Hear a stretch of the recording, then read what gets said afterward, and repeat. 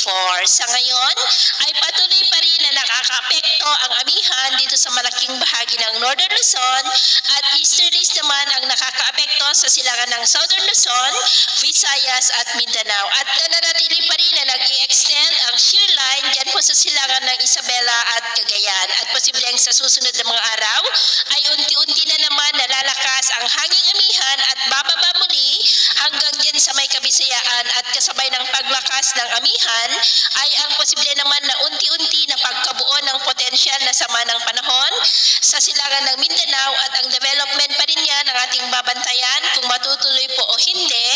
At ito nga ang pinapakita ng forecast model na ating ginagamit hanggang po sa susunod na 2 linggo. At sa lagay ng ating panahon, ngayong madaling araw ay maayos ang panahon sa malaking bahagi ng ating bansa.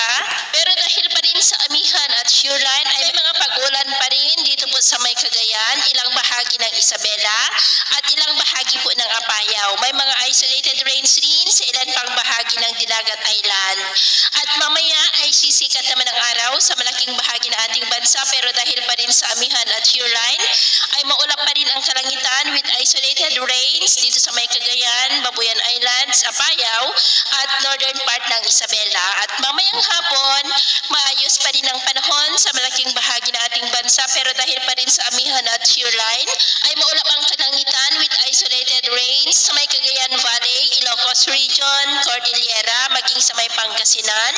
At maulap ang kalangitan with isolated rains rin dulot ng mga localized thunderstorms sa Masbate, ilang bahagi ng Palawan, Samar Provinces, Leyte, Dinagat Island, Sulu Archipelago, Marawi at Mati. At sa atin naman po mga baybayin, dahil sa amihan at shear line ay iwasan na muna natin ang papalaot sa mga baybayin ng Babuyan Islands, Batanes, Northern Seaboard ng Ilocos Norte at Cagayan dahil ang mga alon dyan ay posible po na aabot hanggang sa 5 to 7 meters height. Kaya hanggat maaari ay iwasan na po muna natin ang papalaot dyan sa mga may kulay pula para mas makaiwas sa mga sakunang